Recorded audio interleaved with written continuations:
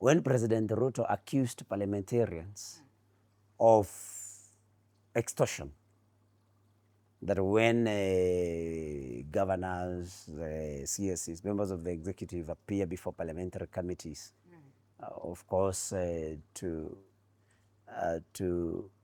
because parliament is charged with the responsibility of oversight, that they demand money. I was like, what is the president saying? What is the president saying? He is the person who paid every senator a minimum of 10 million, the least that was received by any senator to vote to the impeachment of Rigathi Gachagua was Kenya shillings, 10 million. And it came from the president, of course. Then the same person is saying that parliament extorts money from governors and members of the executive. I mean, it's a case, if that happens, it's the case of a pot calling the kettle black. President Ruto has no moral authority to talk about corruption anywhere. Remember, this is a person whom we have been told by Rigathi Gachagua, who was his deputy, that he has been trading in diamonds from Hemeti. That Hemeti brings his diamonds to Kenya, sells them through Kenya, gets money to buy firearms and other weapons that are then used to murder women and children in the Sudan. I mean, this is somebody who has his hands in almost everything. Then he's talking about corruption.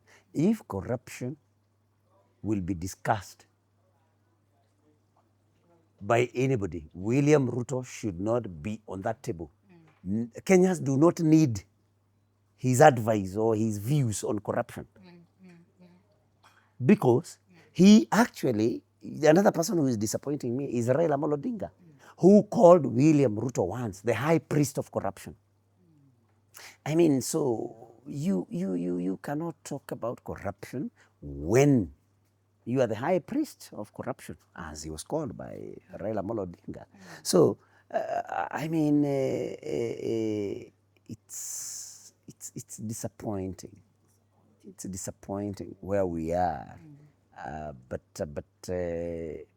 let people have the moral authority to talk about something before they talk about it. Yeah. All right. Do you think you will let Raila be the deputy? Or what's the plan? I may not know what the plan is because I know that whoever William Ruto makes deputy, even if he wants to make Raila Amolo Odinga his running mate in 2027, they are going to lose. Any ticket where the name William Ruto will be, very few Kenyans will want to look at that particular ticket. Senator, you're very confident. I'm very confident. I'm very confident. I'm very confident because we are, if I was still in government, I wouldn't know. But when you are out of government, now people open up. There are two groups of people who will surely take Ruto home. Gen Zs and the payslip holders. Then Mount Kenya, which he has criminalized and called the people tribalists, having voted for him to a man, knowing very well he didn't come from Mount Kenya, but they voted for him. The reward is calling them tribalists. They are really waiting, they are eagerly waiting for that date. Will it be 10th or 9th of August, 2027? Do you think there'll be an election? Yes. All right. And that is why we didn't bring a lot of hula baloo about IEBC. The way it is constituted, we can ask very many questions, and they have been asked. The chair at the con was serving as, I think, county attorney and Governor Nanok. And Governor Nanok, of course, is Ruto's man. So, I mean, we believe that he's compromised. There is another commissioner called Sorobit who actually worked for UDA, is another red flag. There is this commissioner, I forget his name, who is an in-law of Junet Mohammed, who is the loudest broad-based government proponent. There is also Andy Ruto, who was serving as registrar of political parties and who is known to have been doing Ruto's bidding. But then we wanted an IBC regardless, because we must not postpone, even by one day, the election in 2027. So there'll be an election. There is a time I had the same fear that you have, when there was no IEBC at all. What I'm not sure about is the review of boundaries, whether we have enough time for that. But now IEBC is in place. I think nothing prevents us from going for elections in 2027. Unless now William Ruto and his advisors bring something so that there be something like a war in the country, unless they brew that, so that then we say we cannot go to an election in a time of war. And then, unless they do that, I think we are going to have an election in August of 2027. And William Ruto will go home. Through the ballot. Senator John, he's very confident about this. Yes, very confident. And he's not laughing about it. Yeah. He's very confident. Yes. Yeah. So let's talk about Mount Kenya. Do you really think that Mount Kenya is in unity, or are there still division? No, we are very united behind Rigathi Gachagua, the second deputy president. The whole of Mount Kenya. The whole of Mount Kenya. There is no east or west. In fact, the only place we may have some pockets of Kindiki sympathizers, some pockets, not the whole, is the Rakanidi. Some pockets of Kithure Kindiki sympathizers. And even them, nobody in the Rakanidi will vote for William Ruto. And I'll tell you why. Because Kithure Kindiki is not going to be his running mate. So if Kithure Kindiki is not the running mate of William Ruto, and he will not be, that I can assure you, then nobody in Mount Kenya, including the Rakanidi, will vote for President Ruto. No one. And take it from me, Kithure Kindiki will not be Ruto's running mate in 2027. And you do not even have to be. I thought it was his choice. No. Kithure Kindiki was just brought to deal with the Rigathi Gachagua. I mean, and Kithure Kindiki is a good man, by the way, and you rarely find me attacking him. But you see, the person that Ruto will take as the running mate, I don't know whom it is going to be, but it will be a person whom he will believe will be able to bring him votes from his region, his or her region. Yes. Of course, Kithure Kindiki cannot be able to deliver any votes to President Ruto from the mountain, not even from the Rakanidi. He's also very confident. He can also... No, but we are here. No, because he's in government. He's in government, Yeah. And I have a lot of respect for Kithure Kindiki. I don't attack him. He's a good man, like I've said. But you see, Kithure Kindiki will not know the truth. Because when the people he talked to are not organic crowds. Okay. They are people he invites and pays. What? No, if Kithure Kindiki was going to be very honest with himself, yes, and wanted to gauge his popularity in the mountain, yes, or anywhere, yes, I would challenge him to hold an impromptu rally in any particular town in Mount Kenya. And see, people will tell him one time. Now, he's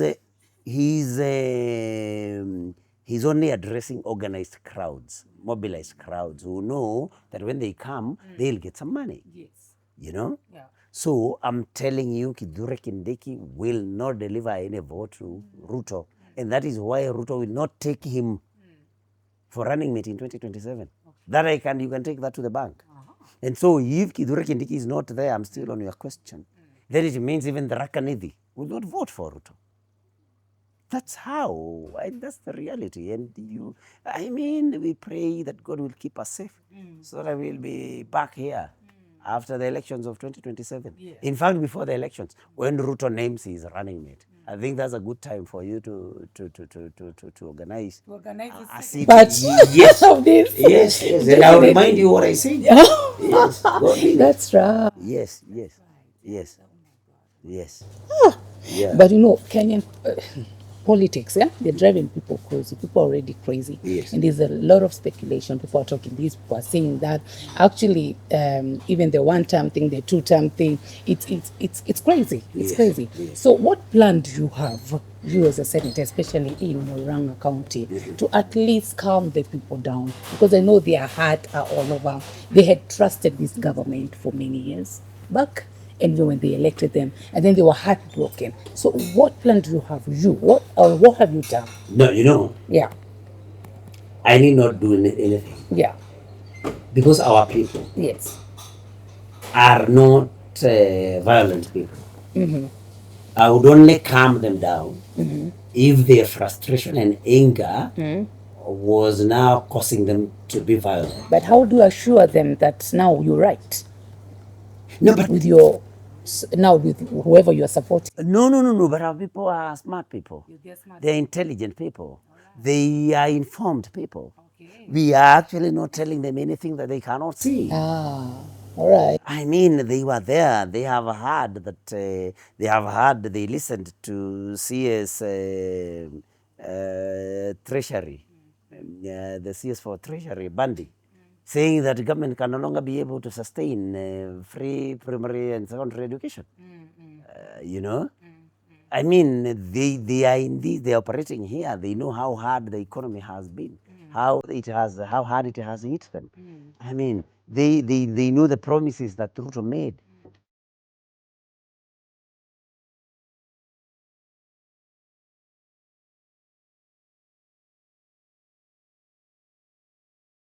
Good morning, good afternoon, good evening, wherever you're watching us from. This is your girl again, Lisa Mwangi from the Truth Talk. And today I have one of the best senators in Kenya, Senator Joe Nyoto.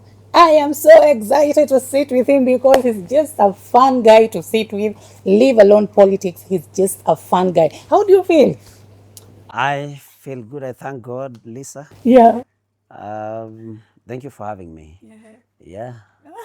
Yeah, we are good. We thank God. We thank God. Na hii baridi yote. Yeah, when it's season, we have to put up with it. So of course, I know many people they know your face and they know who you are, but actually they don't know who you are. And this being a truth talk, we are anchored by the book of John 8:32. Yes. And you shall know the truth, and the truth shall set you free. free. Oh, so you are a Bible man. I'm a Bible man. I'm not a very good Bible reader, but I'm a Christian. I'm a believer. And so, and I'm a good student. I remember the early lessons that I was taught in Sunday school, all the way in church. Yeah, and the lessons that we get in church every Sunday, or any other day that we get to listen to sermons. Yeah. Wow, that's good. So, that scripture being an anchor for the truth talk, Yes. I want you to tell our viewers a truth that they don't know about Senator Joe Newton. Well, I don't think there's any truth that they do not know. But maybe, no, they don't know everything, but maybe there are some, maybe private matters, private things that may not know. Junior was born in Kigumo Health Center several years back, and grew up in, so to speak, Ichagaki ward of Maragua constituency, but again went to school in Joro Primary School, which is in Muthithi ward of Kigumo constituency. So I'm a child of two constituencies, Maragua and Kigumo. So when I'm in Kigumo, I'm home because this is where I went to school, primary school. This is where, I mean, the shopping center that we used to do our shopping, Karuri shopping center in Muthithi ward of Kigumo constituency. And I think I did everything, used to do everything in Kigumo other than church that I used to do in Ichagaki Catholic Church, Ichagaki Catholic Parish. And so I went to Ichagaki, I mean, I went to Jora Primary School, then went to Ichagaki Secondary School, then joined Kijabi Boys School in Kiambu.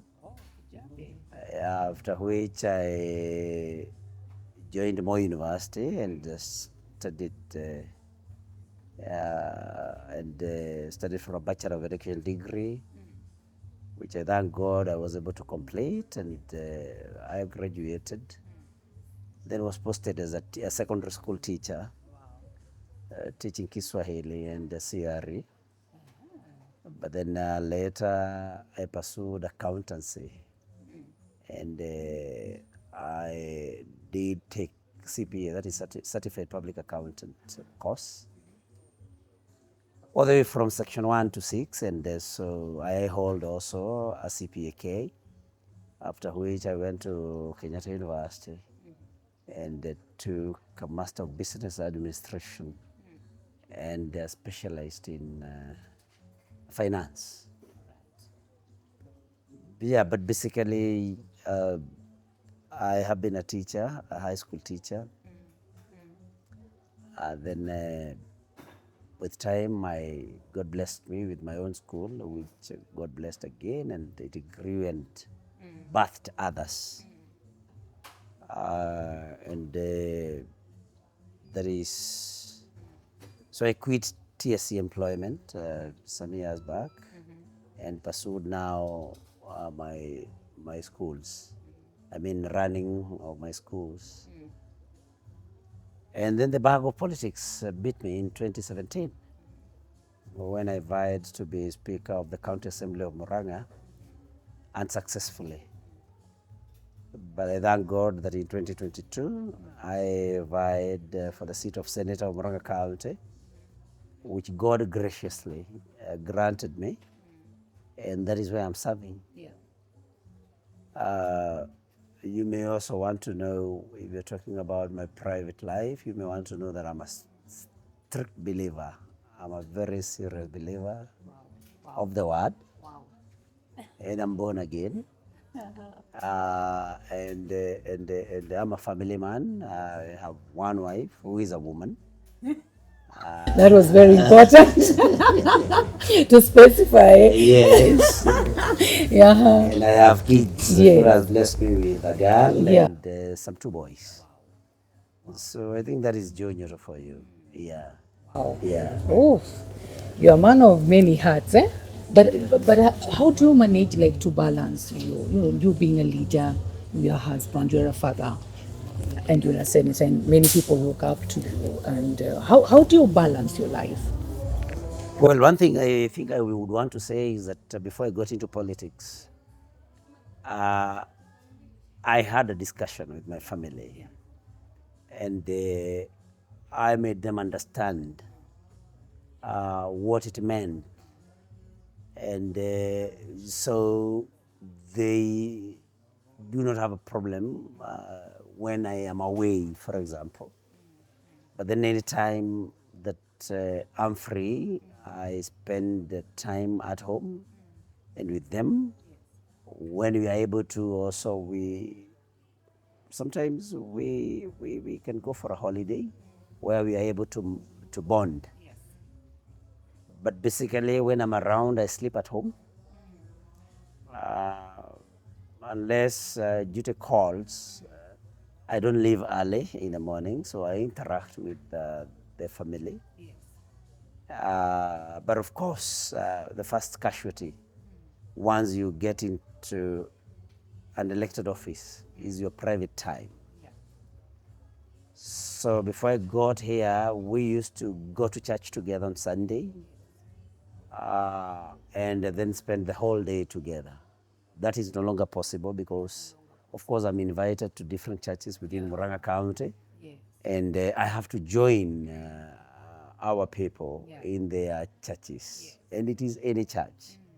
Akorino, PCA, Catholic, other evangelical churches, Anglican, any church. And so that is the only thing that I find so different, that we do not go to church and worship together with my family, that I do not spend Sundays with them as I used to do. But they understand because they also love people, and they understand that service to people sometimes calls for sacrifice, especially at the social level, at the family level. So we are able to balance somehow. It's a very,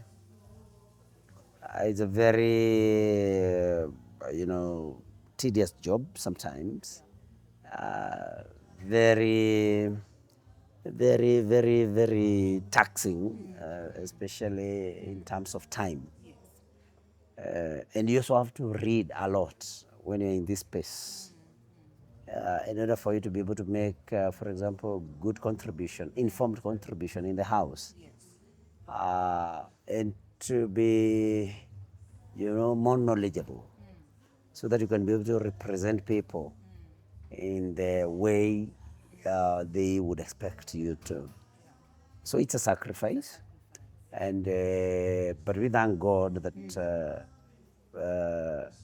He gave us this particular job, and the people of Murang'a for putting their trust in me, that I can serve them as senator of this great county, that I can represent them, that I can do legislation for them, especially which affects them positively. And so generally we are able to balance, because it's a calling, and so we have to manage. All right. Okay, before you became a politician, did you really want to be one, or did you just come? Did you just wake up one day and say, okay, now I'm no longer a teacher, I don't want to pursue this, I want to pursue this kind of line and go through and help the community? So what really triggered you to go into politics? I think politics has been in me as long as I can remember. And right from high school, I used to be a good debater.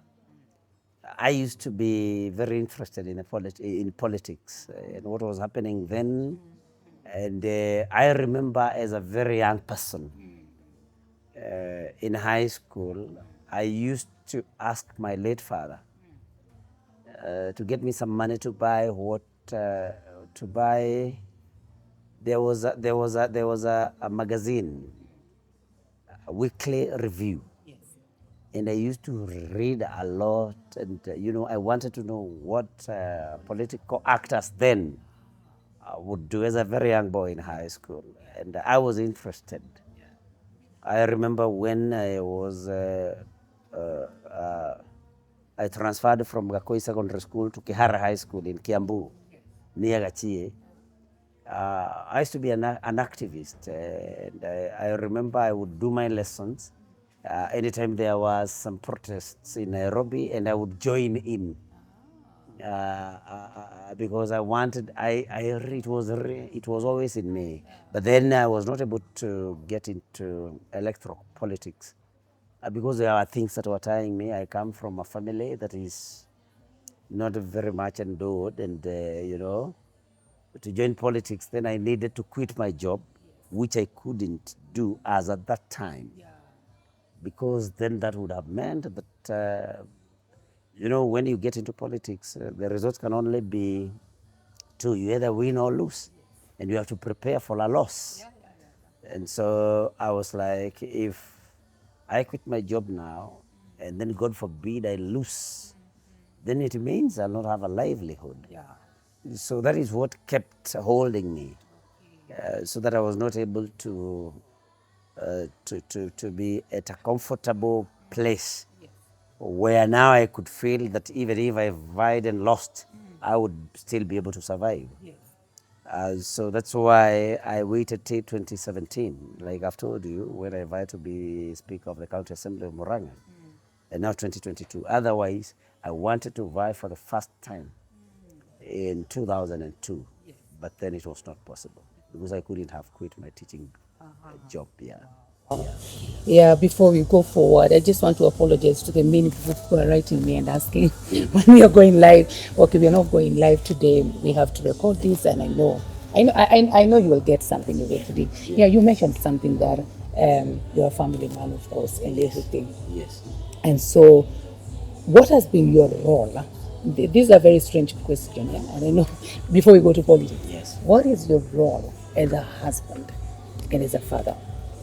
Well, my role as a father, first of all, is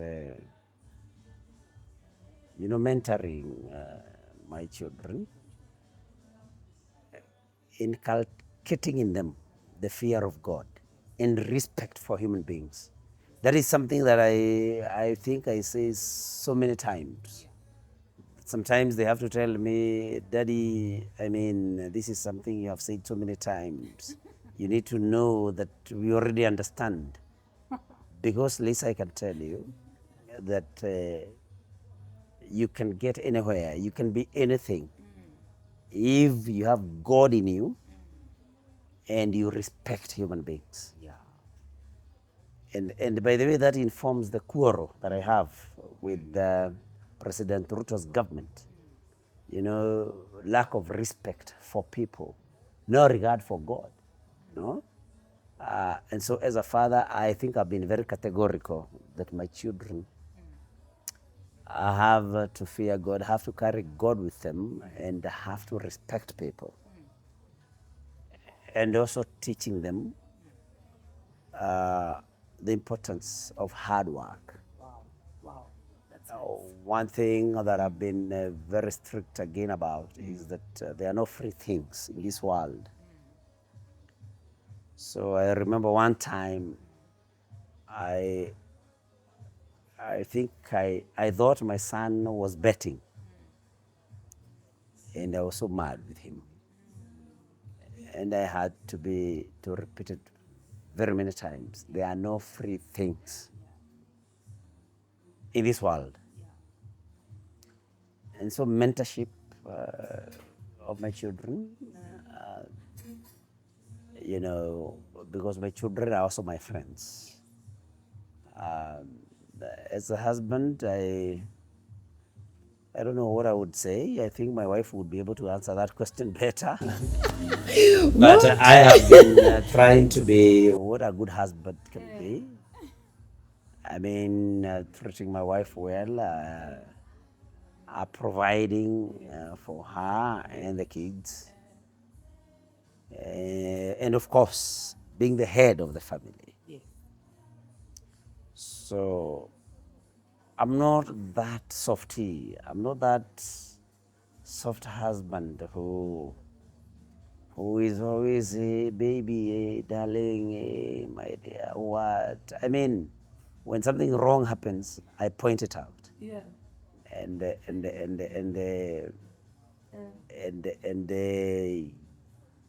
And make it clear that it's not something that I appreciate. So as a husband, I think I wouldn't want to say that I've been, the softie. Because I also realize that no woman wants to be married by another woman. So I've also been the man in the marriage. Basically, I think that is what I would say.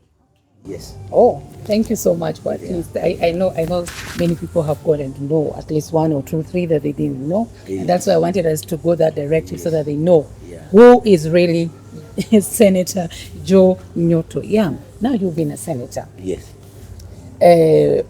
How has has it been smooth for you? How has it been so far?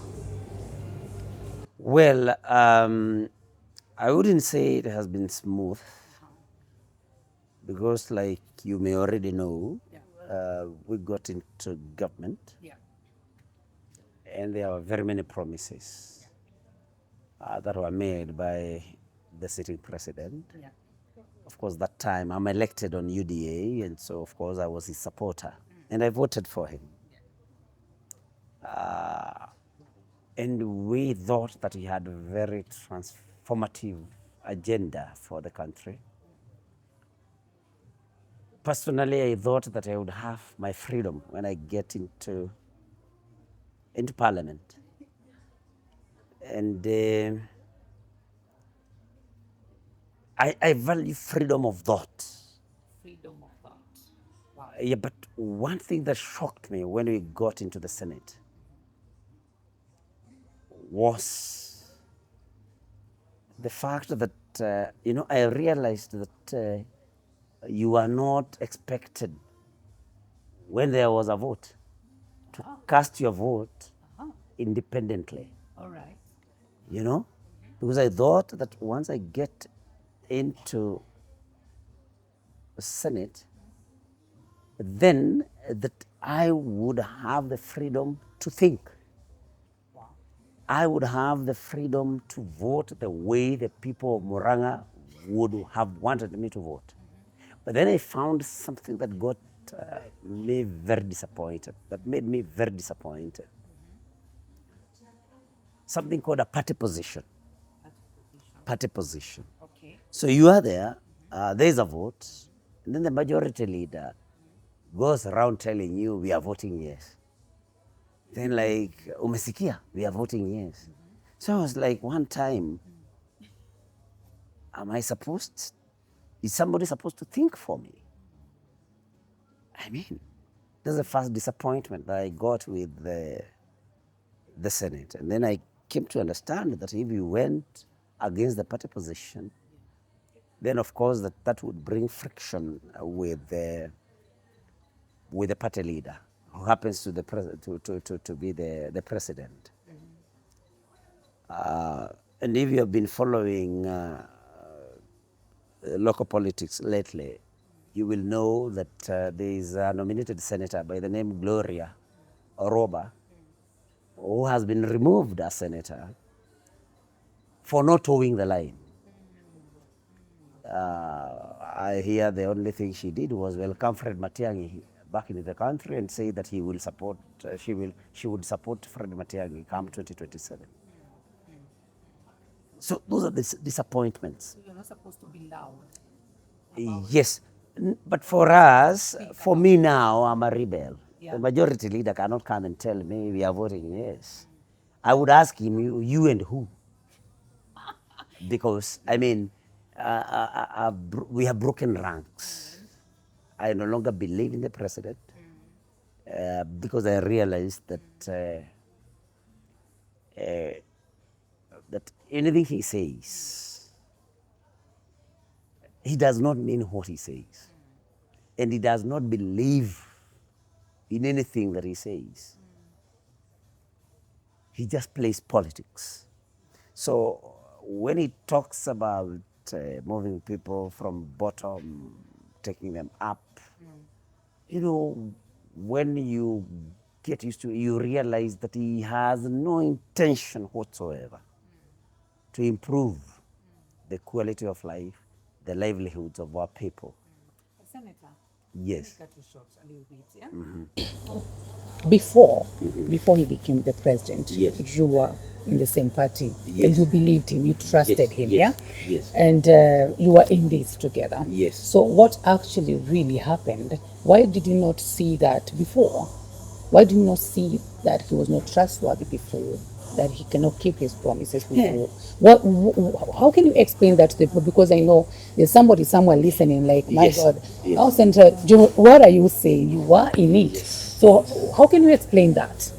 I think I'll answer you by just, comparing it to a marriage. To a marriage. Yes. Right. You have no way of knowing Yeah. how your future husband or your future wife will behave once you get into a marriage. I mean, you have to get into it for you to understand how they'll behave in a marriage, because you know. So you realize, of course, everybody, that's why I'm comparing it to a marriage. Everybody, when they are getting to a marriage, believes that the marriage will work and that, you know, your partner, I mean, means well for the marriage and for you, and that they are committed to the marriage. It's the same thing. You know, William Ruto used some very flowery language to us, and it is in public domain. There are even things that he swore he would never do that he does today. Like what? There are many things. Of course, it is public domain how he said that he would never treat his deputy the way he was treated. He said that. He was not impeached by Uhuru Kenyatta. For him, he has gone overboard and impeached his deputy. And not only that, he has actually set loose his political dogs, in quotes, to maraud and attack the second deputy president, Rigathi Gachagua, all the time. So he has not only treated his deputy the way he was treated, but he has gone overboard. This is somebody who had a very good relationship with the church. Yeah. And was like somebody who was ready to be advised and by the men of the cloth. By the time he was looking for votes. This somebody who has no regard now for the church. This is somebody who knew that anything and everything he was saying were lies. But they were so convincing that you could not have imagined that he would have behaved the way he did.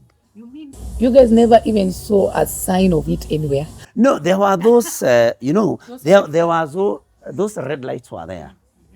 I mean, everybody remembered that you know, he was accused of, you know, having played a role in the post-election violence of 2007, 2008. Everybody, I mean, knew that he was suspected of even having a hand in the killing of people from from Mount Kenya in a church called Kiambaa Church. Everybody knew. But then, this is a person whom, when he joined Uhuru Kenyatta, and they were elected as president and deputy, he was elected as deputy that time. This is somebody who went to FEM, Faith Evangelistic Ministries, by Evangelist Wairimo, and cried. And so people thought this is somebody who had repented to God. And if God has forgiven you, whom were we to? So this somebody whom we thought was reformed.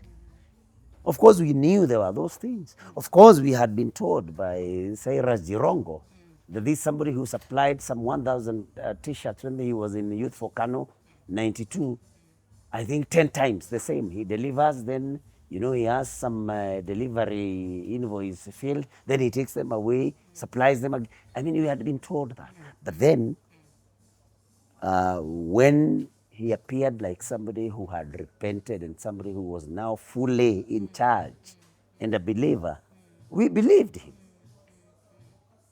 And then remember, he had also assisted Uhuru Kenyatta to ascend to the presidency, because give it to him.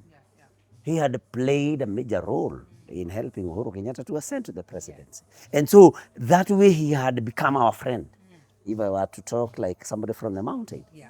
And so we trusted him.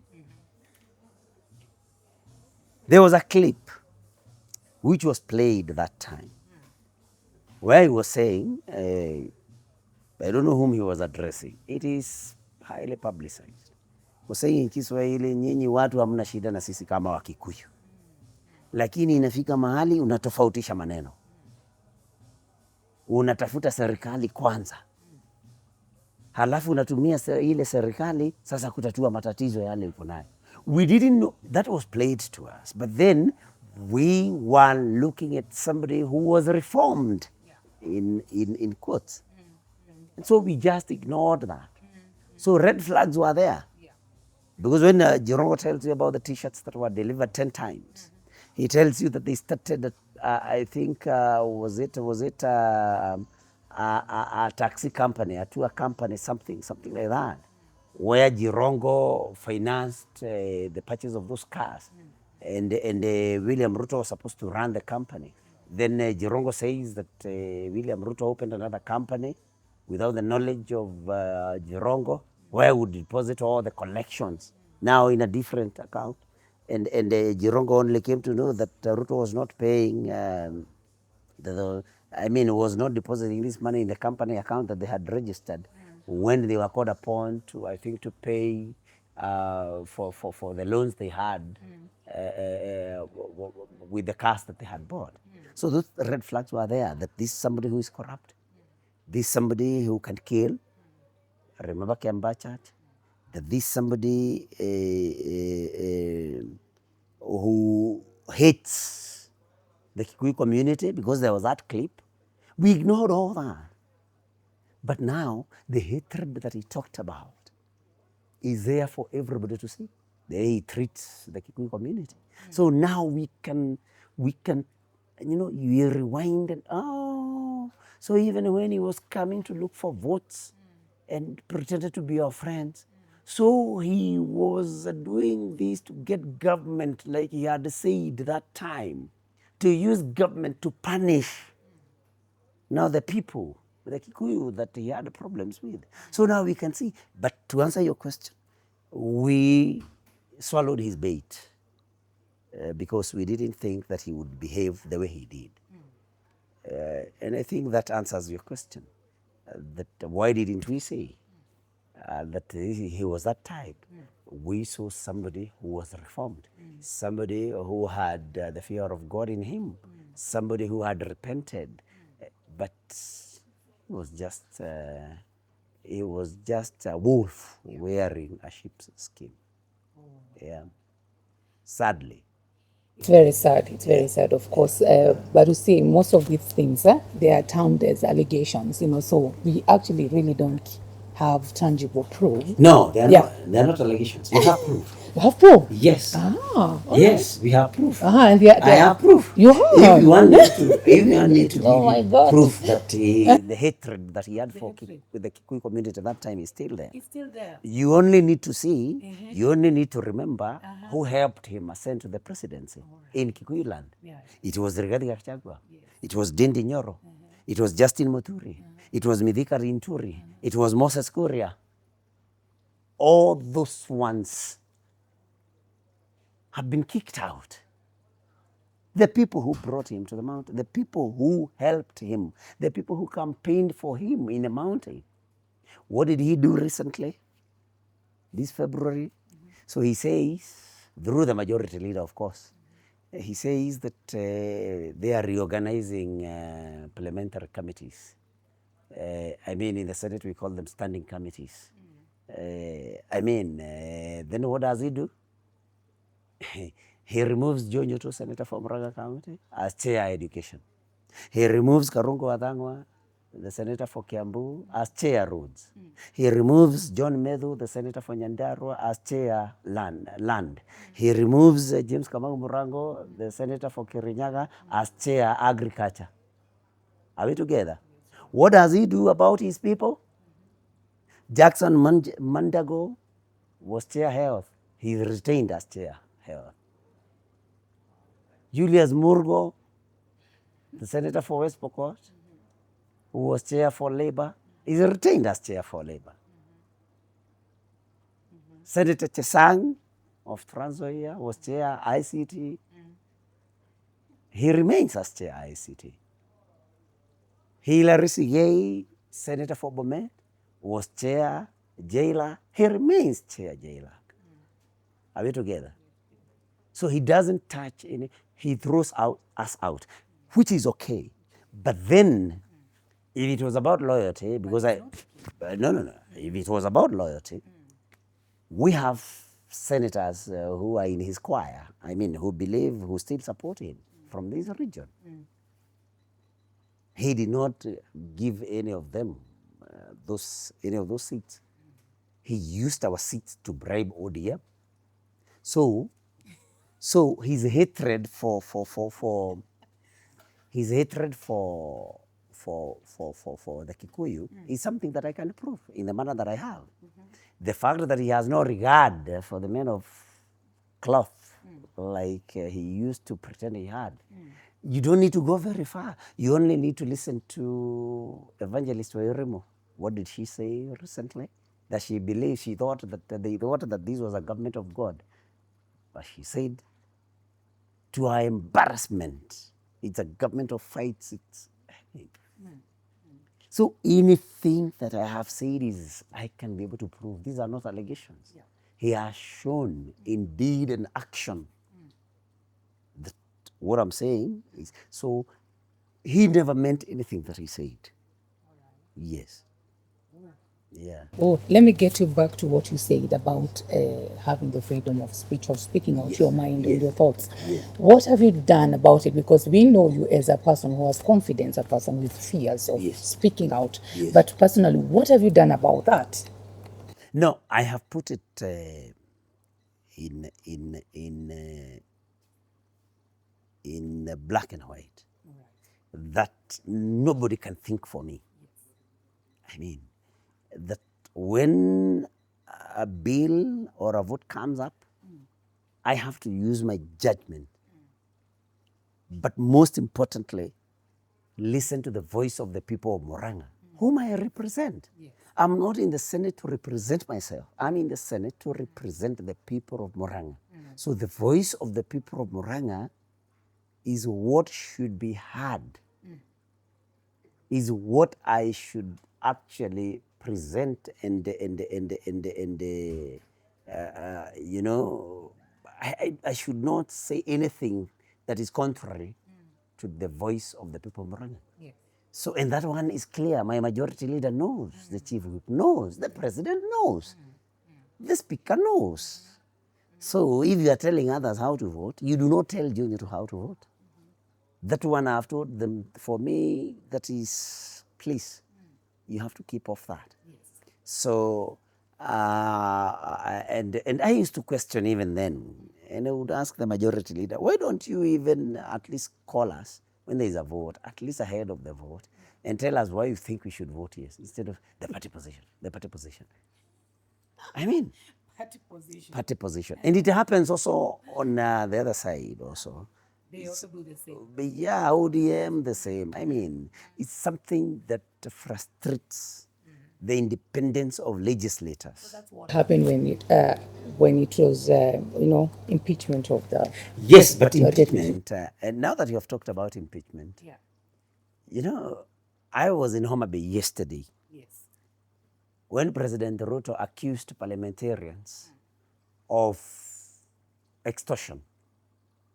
That when governors, CSCs, members of the executive appear before parliamentary committees, of course,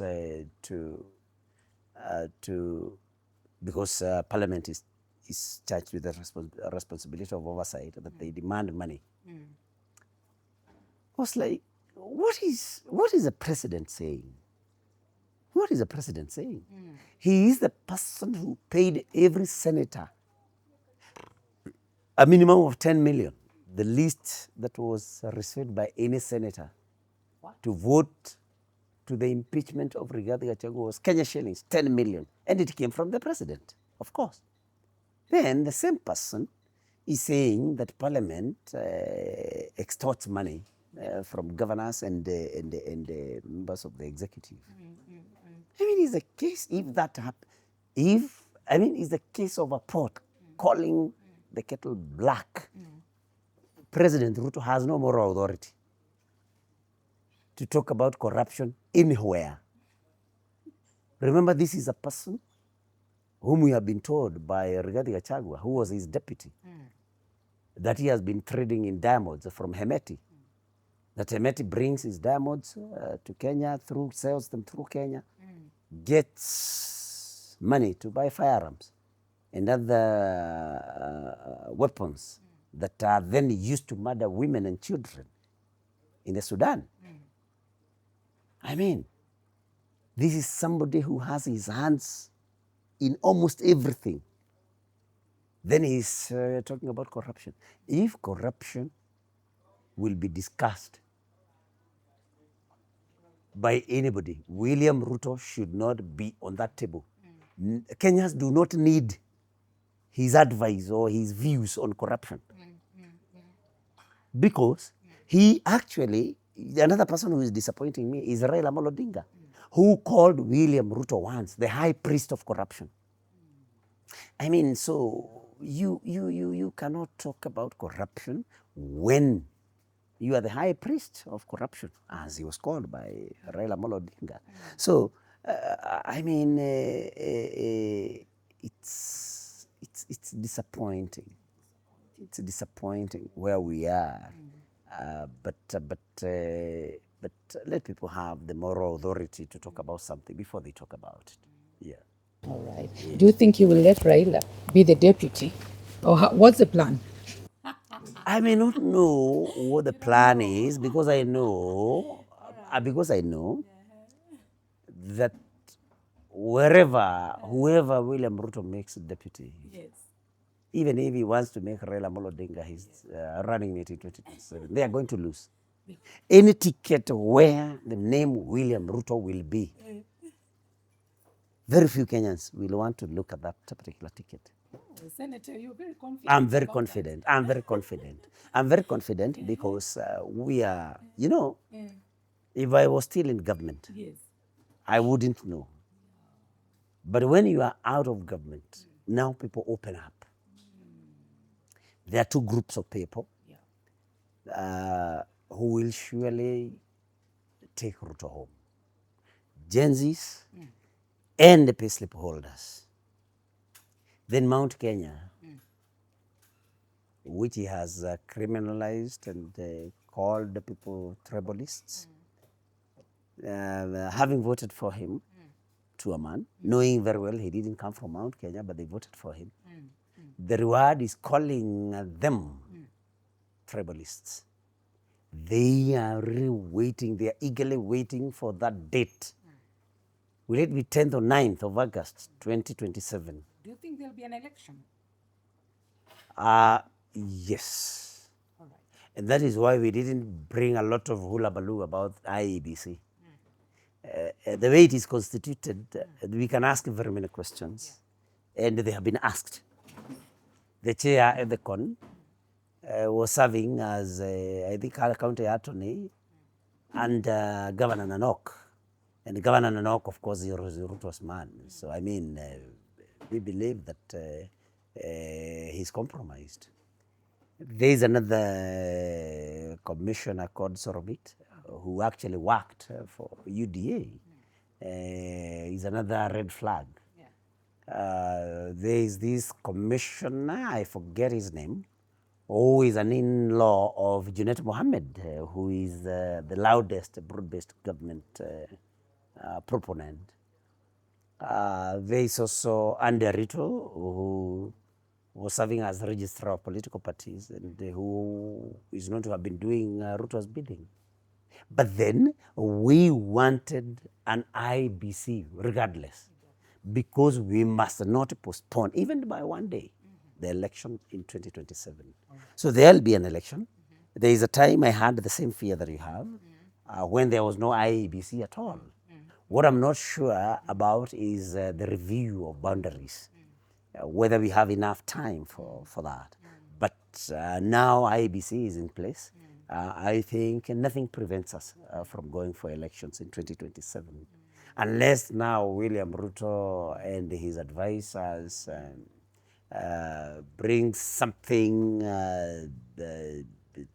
so that there be something like a war in the country, unless they brew that, so that then we say we cannot go to an election in a time of war. And then, unless they do that, I think we are going to have an election in August of 2027. Right. And William Ruto will go home. draw the ballot. Senator John is very confident about this. Yes, very confident. And he's not laughing about it. Yeah. He's very confident. Yeah. So let's talk about Mount Kenya. Do you really think that Mount Kenya is in unity, or are there still division? No, we are very united behind Rigathi Gachagua, the second deputy president. The whole of Mount Kenya. The whole of Mount Kenya. There is no east or west. In fact, the only place where we have some pockets of Kindiki sympathizers, some pockets, not the whole, is the Rakanidi.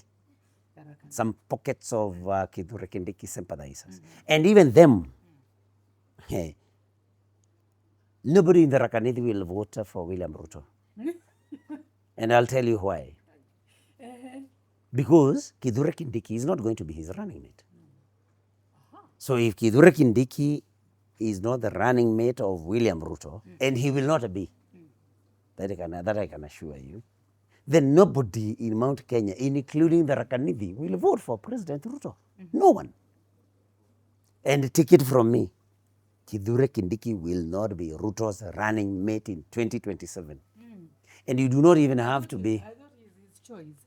No. Kithure Kindiki was just brought to deal with the Rigathi Gachagua. I mean, and Kithure Kindiki is a good man, by the way, and you rarely find me attacking him. But you see, the person that Ruto will take as the running mate, I don't know whom it is going to be, but it will be a person whom he will believe will be able to bring him votes from his region, his or her region. Yes. Of course, Kithure Kindiki cannot be able to deliver any votes to President Ruto from the mountain, not even from the Rakanidi. He's also very confident. He can also... No, but we are here. No, you know, because he's in government. Yeah. You know. Yeah. And I have a lot of respect for Kithure Kindiki. Yeah. I don't attack him. He's a good man, like I've said. But you see, Kithure Kindiki will not know the truth. Because when the people he talked to are not organic crowds. Okay. They are people he invites and pays. What? No, if Kithure Kindiki was going to be very honest with himself, yes, and wanted to gauge his popularity in the mountain, yes, or anywhere, yes, I would challenge him to hold an impromptu rally in any particular town in Mount Kenya. And see, people will tell him one time. Now, he's only addressing organized crowds, mobilized crowds who know that when they come, they'll get some money. Yes. You know? Yeah. So I'm telling you, Kithure Kindiki will not deliver any vote to Ruto. And that is why Ruto will not take him for running mate in 2027. Okay. That you can take that to the bank. And so if Kithure Kindiki is not there, I'm still on your question, then it means even the Rakanidi will not vote for Ruto. That's how, that's the reality. And we pray that God will keep us safe so that we'll be back here after the elections of 2027. Yeah. In fact, before the elections, when Ruto names his running mate, I think that's a good time for you to organize. To organize a city. Yes, of this. Yes. And I'll remind you what I said. Yes. That's right. Yes. Yeah. But Kenyan politics, they're driving people crazy. People are already crazy. Yes. And there's a lot of speculation. People are talking this, people are saying that. Actually, even the one-term thing, the two-term thing, it's crazy. It's crazy. Yes. So what plan do you have, you as a senator, especially in Murang'a County, to at least calm the people down? Because I know their heart are all over. They had trusted this government for many years back. And when they elected them, and then they were heartbroken. So what plan do you have? What have you done? No, yeah, I need not do anything. Yeah. Because our people are not violent people. I would only calm them down if their frustration and anger was now causing them to be violent. But how do you assure them that now you're right? No, but with your now with whoever you are supporting? No. But our people are smart people. They're smart. They're intelligent people. They are informed people. We are actually not telling them anything that they cannot see. Ah, all right. I mean, they were there. They have heard that. They listened to CS Treasury, the CS for Treasury, Bundy, saying that government can no longer be able to sustain free primary and secondary education. You know, I mean, they are indeed, they are operating here. They know how hard the economy has been, how hard it has hit them. I mean, they know the promises that Ruto made. They see Ruto loyalists calling us tribalists all the time. And when they remember that we voted for him, knowing very well he did not come from our region, I mean, they hear all these insults all the time. They have seen what President Ruto does. Because President Ruto, out of his hatred for the Kikuyu community, has decided, both when he was deputy president and now that he is president, to use people to insult any leader in the mountain. When he was deputy president, he was using people to insult Uhuru Kenyatta, who was our leader then. Now that he's president, he's using people to insult Rigathi Gachagua, who is our leader, from the hatred he has for the community, for the Kikuyu community. So our people can see this. We need not tell them anything. We would only talk to them if they turn violent, which they have not. So I don't need to do anything. In fact, I only need to keep reminding them about the broken promises by President Ruto, about registering as voters for those young men and women who have not registered, and reminding them that we must send this dictator home, this hater home, because he's a hater. He hates us for nothing. So this thankless person home. I don't need to do anything. Our people are not violent. So I mean, my duty actually is to keep reminding them about the duty they have in 2027 of taking William Ruto home. Nothing else. And I know they will not get violent. So I mean, we don't have to do anything. Yeah. Oh my God. And of course, then do the job that they elected us to do, to represent them in the Senate, to legislate for them, and to oversight the county government of Murang'a. Yes. Let's talk about you. What is your plan as Senator Joe? Do you plan to vie again as a senator? Yes. Yes. I plan to defend my seat in 2027. And the people of Murang'a have been very categorical in their message to me. In their voice is very loud. They tell me, Senator, we want you to go back to the Senate in 2027. Wow. And I have to listen to the people of Murang'a. That voice has been very loud. Everywhere I go, that's what they tell me. So my plan is to defend my seat in 2027. Okay. But if God brings anything else, then I told you I'm a believer. But as for now, my plan is to defend my seat in 2027. Wow. Yes. That's very good. But having a strong competitor is Professor Kagwanja Yes. in Murang'a. Yes. So what is your plan? What are you going to do about it? Are you going to work together? Because you need to be in unity. No, you know, Professor Kagwanja was my teacher. Ah, all right. And I cannot discuss him. Yeah. He has a right to aspire to be Senator of Murang'a County. It will be a competition at the end of the day. And I don't have to do anything about Professor Kagwanja or any other contestant because it is their right. They do their politics. They will present themselves before the people of Murang'a. I will present myself before the people of Murang'a. So for me, I just concentrate on the job that the people of Murang'a gave me. And then it will be there for them. I will be there for them to judge in 2027 whether I have performed satisfactorily. So I am one person who does not bother what a competitor is doing, get bothered with what a competitor is doing. I mean, because at the end of the day, the jury is out there for the people of Murang'a. Yes. So I cannot, for example, start now, disorganizing or doing anything, or speaking ill of my teacher, Professor Kagwanja, because he taught me actually in Form 1. And so he's also my senior in many respects. But as for the senatorial seat in Muranga, well, if he comes, then we compete at the ballot. Yeah. What are you proud about? What have you done? And when you're asked to describe accountability, Yes. yeah, of what you have done. Yes. So can you just name one or two things you are proud of?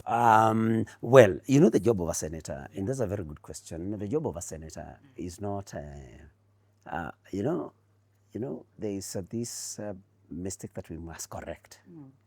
That when a leader is elected, then they are philanthropists. That they have to deliver goodies to people, There are those who are supposed to do that. The members of the National Assembly have a CDF, which of course then they used to deliver like bursaries to students. They can do a few classrooms. They can do a police station, a police post, a chief's office, because they have that kitty. Yes. And that is in their job description. A senator's job description is a little different. The senator, first of all, does not operate any kitty. And so the senator does representation, legislation, and oversight. So what representation have I done? I have represented the people of Muranga consistently in the Senate. When, for example, there was this vote to either send Rigathi Gachagua home or not, the people of Muranga spoke very strongly that they did not want Rigathi Gachagua fired. And that's why I voted no. I represent the people of Muranga monumentally that time, because that is what they wanted. Yes. Some of our colleagues defied the voice of their people completely. So I represented the people of Muranga that time, and I continue doing so through the questions that I put across in Parliament, and they are there for everybody to see. Yeah. I mean, when there is a matter in the Senate, I always raise my voice and question. I represent the people of Muranga. The voice of the people of Muranga is heard. Legislation, what have I done? One thing that I did when I was chair education was to fight for ECDE teachers.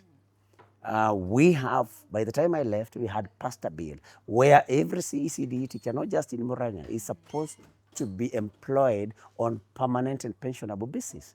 That is one. Number two, individual teacher qualifications are supposed to be taken care of, because we have had a situation where a certificate holder, a diploma holder, a degree holder are paid the same as ECDE teachers. So the bill that I helped to nurture and have passed, and now is now just a matter of the of the Senate to see to it that the governors have implemented this particular law, and that they have engaged every other ECD teacher on permanent and pensionable basis, and individual teacher qualifications are considered, and there will be progression. That is something that I've done as a legislator. Okay. As we speak now, there is a motion that I have is actually in already in discussion in the House. A motion that I have sponsored about automating the issuance of certificates of good conduct. Which is something that I'm pushing for. It's a motion that is there currently, and many other things that I've done. When it comes to oversight, for example, I have been able to, I oversight, but my oversight is not that rowdy oversight, where I call the press to say the governor has not done this, has not done that, because I realized when I do that, the governor of Muranga County will stop doing will stop the politics of performance and start politics of survival. And the Muranga people will suffer. Yeah. So what I normally do in my oversight is, once I realize something is not happening right, I call the governor and point out the things that but Luckily, the governor of Murang'a County, when I raise issues, he addresses them. But one time, when our hospitals were not doing very well, I raised the matter in the Senate, and I came with the Senate, the committee, Standing Committee on Health of the Senate. And we visited that time in Maragua, I think level 4 hospital. There were problems with the wards and the beds.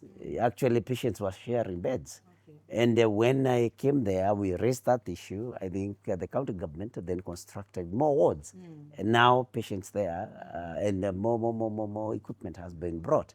We went to Murirajas, which was doing very badly that time. If you go to Murirajas now, it's a completely different place. Clean services happening. I mean, increased numbers of patients. Now, no patients were coming there. Very few patients were coming there. It has been given a facelift. We went to Murang'a Level 5 hospital also that time. And many things, recently a new block was opened because of the issues that we raised with the committee. That is what we have been doing, but we have also done some philanthropy. We have been giving mobility cards to our people. There's a time, I think last year, when we we issued so many in Maragua town. We have been giving free computer studies. We have done that in Gituge, that is in Madhyoya. We have done that in Kangema. We have done that in Kambirwa, in Kiharu.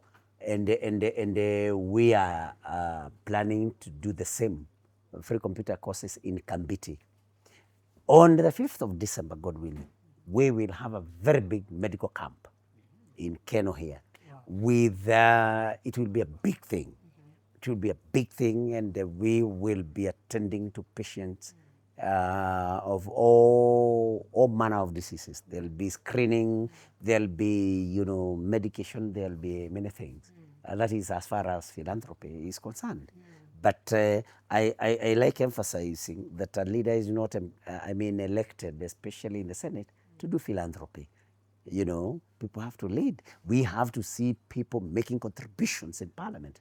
We have to see people representing our people and representing their voice, not representing William Ruto, but the voice of the people who elected you. We have to see people pushing legislation in the House. I mean, that is what leadership is about. If you can be able to do a little philanthropy, well and good. But philanthropy, in my view, should not be what people can use to gauge leaders. You don't have to be elected to do philanthropy.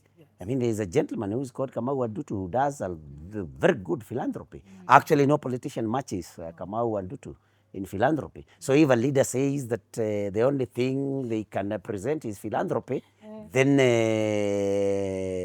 I think there's a problem somewhere.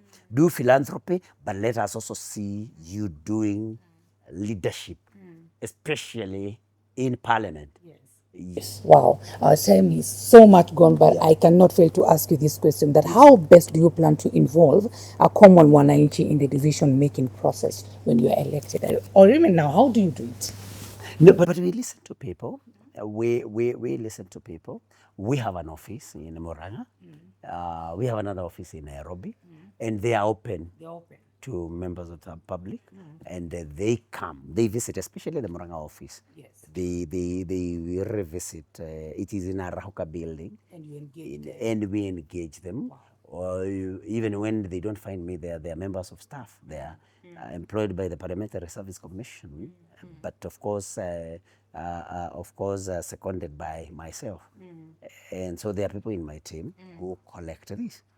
So, and then I am the type that when I go to an occasion, and anybody can do an independent check, where I go to, say, to any church, to any ratio or, parental blessings, to any ceremony, I am never in a hurry to leave. And the people approach me, I'm easily approachable. And yes, I'm easily approachable. People approach me, by the way, and I give them an ear, and they tell me many things, and advise them on what to do, and anything that I need to do directly, I do. And so yeah, that's it. I mean, I'm never far from my people. And as you know, I also live in the county. I don't live in Nairobi like many other legislators. I live in the county. And I do everything in the county. My businesses are in the county. I mean, and I'm a ground person. I'm a grassroots person. And your working condition, is it conducive? Like when you work with the governor of Moranga, Yes. the MP, Yes. and women representative, Yes. How is the relationship? Is it conducive? We have been rating very well as Moranga leaders until the impeachment happened. So things changed. Things changed, yes, because there are those people who, for example, voted yes to impeachment. Yeah. There are those of us who voted no to impeachment. So the first division came there. Then there are those people again who voted no, who are overzealous. They do not want to see us doing our things. They are very powerful. They actually control even the police. And they have the money. William Ruto gives them a lot of money. So they pay goons and the police to attack us when we are, we are doing our things peacefully. So that has brought some bad blood between some leaders. But those doing that are not in the majority, they're in the minority. They're overzealous ones. So then it means you're not able to actually really deliver development to the people, because if you're not in No, we are still working, but under very hard conditions. I remember about 3 weeks ago, we went to a church service in the Kigumo constituency, a place called Gonda. And when we were leaving the church, we were to address a rally in that particular center. We found that the police had come with guns and they had tear-gassed people, even before we left the church. Yes. They had tear-gassed people, old women, old men, children, everybody. Shops had been closed and the police were with marauding gangs. Then when we approached, they told us we couldn't access the center. So when we started asking them, why would we not access the center? They were telling us, no, turn this way. So in that particular, when we were, in conversing with them, tear gas was thrown at us, which is not a very strange thing. The most strange thing was that the police fired live bullets at our cars. Live bullets, not one, not two, so many. There is a Range Rover that belongs to Honorable Munyaka of Machakos, who had joined us in that service. They thought that the senator from Murang'a Jonyoto and the senator from Nyandarua, John Medhu, were in that car because John Medhu owns a Range Rover. So they thought the Range Rover belonged to Medhu and that we were riding together. And it was fired thrice. And the windows smashed. And actually, Munyaka's driver was also attacked. And, it is in public domain. We escaped death by a whisker. So, and we even know who had sent the goons and the police. Somebody very powerful, a leader in this county. But we just left it to God because, so relationships are not the way they used to be. Yes. Wow. Yeah. Are you afraid? No, we are not afraid. Are you afraid? Sorry? Are you afraid? No, I'm not afraid. I'm not afraid because one thing I can assure you, Lisa, is that we are not going to abandon the cause. It doesn't matter what they do. I come from Murang'a, the land of Matiba, the late Matiba, the land of Charles Rubia, the land of Billard Kagia. We are not cowards. We are not cowards. And we only have multipartyism today because of the sacrifice that Matiba and Robia made. Billard Kagia also, played a major role in the fight for independence.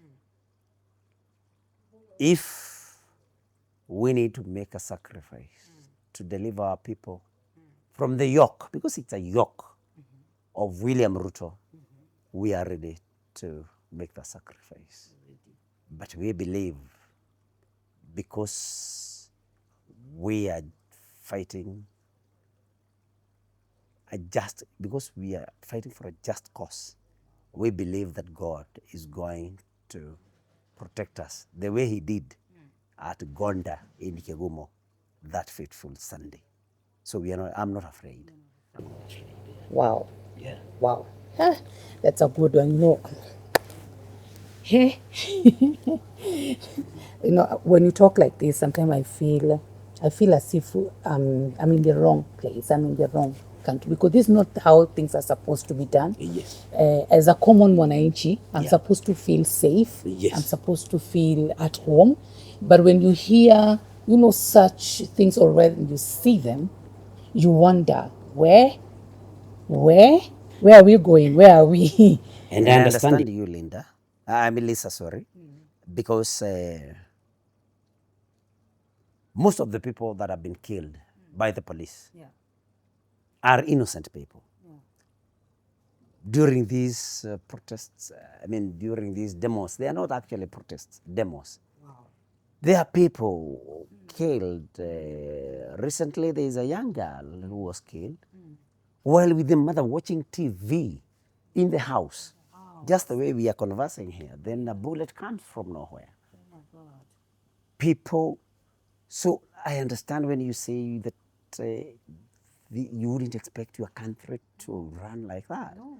That you are seated here, engaging in no illegality, then somebody shoots you. It's sad. Yeah. That's William Ruto for you. He had wanted to make this a police state.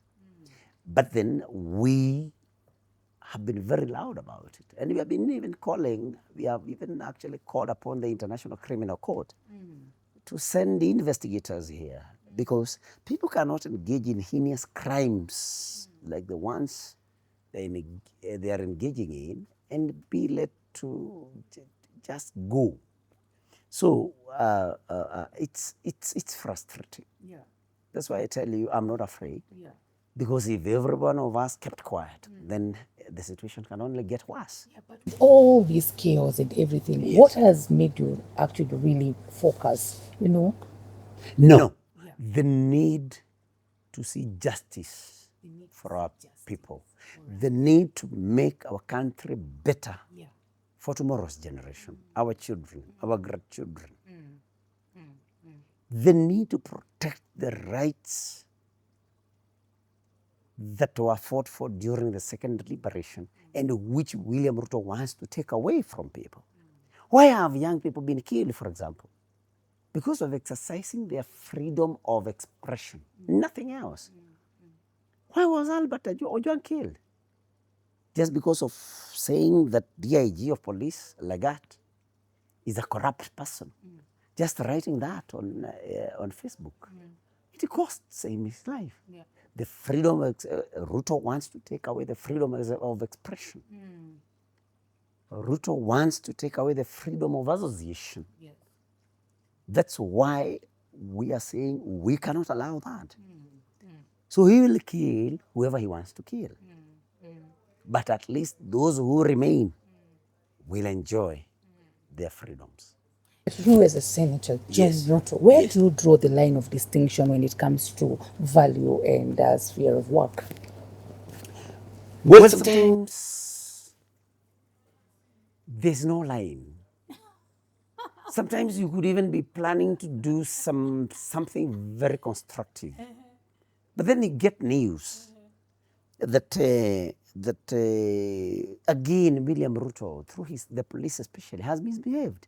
Tomorrow, I'll be going to a place called Kehiomwere because the police killed a young man code maarufu wa kifadi in Kehiyomweri on Tuesday. I would have gone there yesterday, but I was not around. I was in Homa Bay. So I was planning to do other things tomorrow. But then information comes, the police have killed somebody. We have to rush there and, condole the family and get to know exactly what transpired and call out the government. Because, they say that our young men around Kehiyomweri, around Methi, around Kabati here, and Mackenzie here, that they steal pineapples from Del Monte farm. But there is no provision in the laws of Kenya for anybody to execute somebody. Here you find a young man or woman, for that matter, stealing pineapples from Del Monte. Arrest them and take them to court. It's only the court that can, that has the mandate to pass a sentence. And of course, after due process, you have to come and provide evidence, and then action will be taken. But the police cannot shoot. Nobody has the right to kill anybody. Even if you assume that somebody was committing a crime, somebody especially who is not armed. Even if he is armed, the police are trained to immobilize and arrest. Yes. So there is no line, Lisa. We are always on call. But I wish we had a government that had respect for the rights, for human rights, a government that was committed to what they promised during the campaigns. Yeah. Thank you so much, Senator John Ruto. I think I have to end it there because yeah. So that we take it next time and we take a part 2 where we are able to go even deeper into the issues, because I believe people really want to know more issues into details, what we're planning to do and what is the plan ahead, so that we assure our people that pale mbele ni pazuri, si ndio? Okay, asante sana. I just want, and by the way, many greetings from Sweden, Stockholm. Oh my God, there's someone especially I have to name called Mwangi Muraya, all the way from Nyakaora. He has sent his salamos to you. He has said, hey, greet my senator. Tell my senator that we are happy, we are proud of him, that he's a confident person to speak out when it comes to dictatorship. And I thank you for doing that. So when you go back to Sweden, say hi to our people there. I believe there'll be a diaspora vote, which we ask you to help us with, because we must send William Ruto home. And we are proud of you people in the diaspora for what you're doing. The remittances that you are making here, back here, go a long way in alleviating the situation, the sad situation, economic situation that our people are in. And so pass our greetings to them. Mr. Mwangi, just tell him when he comes here, let him meet me, so that even if you don't have much, I can buy a cup of coffee, he'll buy an andazi. We join forces.